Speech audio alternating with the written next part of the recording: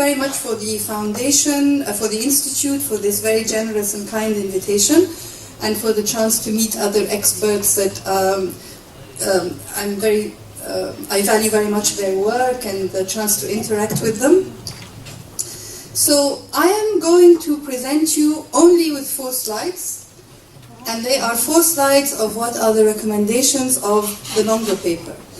Before I start, I want to say something about my discipline, the discipline in which I was trained, which is anthropology. And since there are so many economists here and political scientists, I just wanted to say that in anthropology, we believe that we are all the same. There is a common humanity. And at the same time, we are differentiated by our environments and cultures and ideologies. But my fear is that sometimes this function of differentiation becomes an essential institution itself. We think that we are radically different from each other.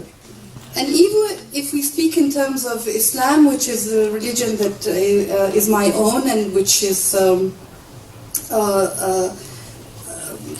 major cultural and ideological force in the world, I think Islam was a religion for all people, not for some people.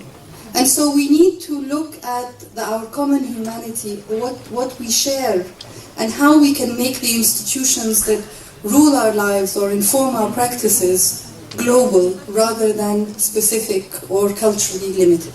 Okay. Having said that, I have 4 recommendations in my paper. What my paper is about is basically taking for granted the fact of demographic and economic change, which has been amply made by previous speakers and experts and is well documented in the literature, and trying to see what one can build on the fact of these shifting demographic and economic sands. So my first slide is about what to do with change and what we need as a policy recommendation to deal with the fact of change. I'll just give you some headlines that have already been mentioned. The Arab world and the Middle East is a country that is witnessing dramatic fertility and infertility rates, frustrated fertility, late fertility, the take-up of contraception and the U-turns on contraception. So it's a changing landscape of more women, actually, on the whole, more families with less children.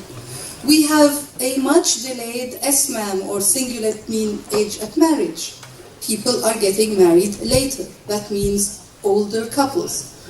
We have more never married women. In fact, by some estimates, in over half of the Arab countries, 40% of women up until the age of 49 remain unmarried. This is a new phenomenon. More women, it's a fact of demography, if not a fact of life. More women are not getting married. And in fact, by some other estimates, women from the age of 15 to 50 spend 1/3 of their lives unmarried. So even those of us who do wind up getting married, we're spending longer years unmarried and single. The fact of women's work is fascinating and has been amply covered, and we have some of the top people who have written about this, Val Muqaddam, Zanatos, others who have talked about female labor force participation. But we also need to remember that women are working now more than ever as a strategy for survival. So in the work that Raghi Asad and others did in Egypt, when the question in the Egyptian labor market panel study was changed, 4.5 million jobs were added to the labor market. But there were 4.5 million jobs overwhelmingly taken by women, overwhelmingly in the self-employed agricultural sector, and overwhelmingly what we can call bad jobs. Jobs that extend no social security, that don't affect your agency, that stress your life, marital life and others. Then we have the phenomenon of men who do not work. This is increasing. 33% of families in Egypt are supported by a woman.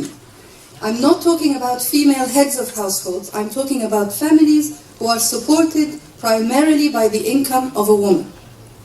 This is also a phenomenon that we see in countries with diasporas, we see in Palestine, between the state and women's work, that many families are supported. We see it all over, in fact, the Arab world. And then there's the fact of migration, which it's unfortunate that many of these papers have not alluded to it, but we are one of the highest regions of a dynamic migration, whether internally between countries, exporting people, or in the case of Egypt until 2011, we were one of the highest imported or highest hosts of urban migrants, mostly from the Sudan and sub-Saharan Africa. So migration is part of our social fabric. And my recommendation vis-a-vis this fluid picture is that we have to evolve the capacity to monitor and build policy on the basis of these dynamic changes. Observatories, more attention being given to training in demography, in economics, more sharing of information and data.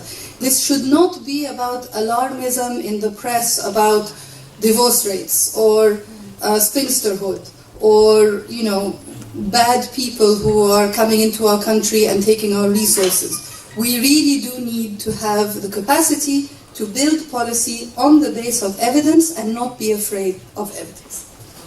Okay. My second recommendation is about what kind of policies we need. That we need policies that go way beyond the limited cocktail of incentive and regulations to keep families functional and viable. The state has a large role to play, but not only in terms of marriage funds, as we see in some Gulf countries, or restricting pensions, actually, as we see in others, but about enabling people to have access to finance, problematizing issues of guardianship, for example, between men and women, work opportunities for women, work-life balance that we've been talking about, revisiting the notion of social pensions, on what basis are they awarded and to whom they go, subsidies and transfers, housing policy and citizenship rights. So these are all policies that are actually linked fundamentally to the functioning and the viability of families. And we need to broaden the policy landscape that affects families and how we perceive families, rather than have a very narrow framework of this. Personally, I was involved in some of these programs in Egypt, but I won't bore you with it. I'll keep it maybe for the discussion. My third recommendation, and it may be something that some people find sensitive, but personally, as I think we should be talking about it, is equality within marriage. The marital bond is the basis of most of the families that we have in the Arab world. I don't think we should be beating around the bush. Ultimately, in this workshop, we really have been discussing the patriarchal family. We don't have a lot of other family forms that we acknowledge, at least. And so the patriarchal family is in deep crisis. The patriarchal family is built around notions of a partnership between man and woman that is built on an exchange. This is encapsulated legally in the notion of men's qawama, or custodianship, or care, or supervision. Muslim contexts, classical jurists, our fiqh, our sunnah, have created an interpretation of qawama based on verse 34 in Surah An-Nisa that views, I'm not going to recite it, and I don't want to do that in English in any case, that is about the exchange of male supervision for female sexual and moral obedience. There are initiatives all over the Muslim world that are questioning the foundations of these interpretations. And here I'm referring to the work of Umaym Abu Bakr, to the work of the Musawa group, Zibamir Husseini, Zina Anwar and others, who are looking at how qawama has created an ideological institution that deprives women of their productive capacities and assumes male superiority, that creates a tension between productive and reproductive roles, and assumes that the qawama of a man is not an aspect of a marital exchange within marriage, but is actually an absolute or uncontingent relationship or postulate of the relationship between men and women. I think that the patriarchal family in the Arab world needs to be rethought in terms of reformist principles that are bringing principles of human rights and justice to the noble and almost sacred act of fiqh or jurisprudence, to recraft our notions of qawama, of wilaya, of obedience, of work, of maintenance, into light of the evidence that I was talking about before, and into principles that are informed by equality and equity. Just as an aside, there is no doubt that even if this is sort of Ayah 34 talks about the relationship between men and women, the Ayah right before it, 33, acknowledges women as economic agents. Women can inherit and women can earn, and they have the right to keep what they earn. So we have come into a legacy that is more profane than sacred, that is not stipulated by the Quran as much as created or constructed by successive acts of interpretation that have undermined women in the family. My last recommendation, and this is a picture of my colleagues from an upper village in Upper Egypt where we were implementing a conditional cash transfers program, is about social protection. One of the most important functions of families has been to be the primary source of social protection for family members and for the community at large. Healthy, able families can provide people with health insurance, support, care for the elderly. We know that as a region, for example, we are looking at, as I think was mentioned before, our problem is not the structure of youth in population. Our problem is aging. And a country like Qatar and UAE, by 2025, but 25% of the population will be 60 plus. Even a country like Egypt, which seemingly has a younger population, 12% of the population will be over 60.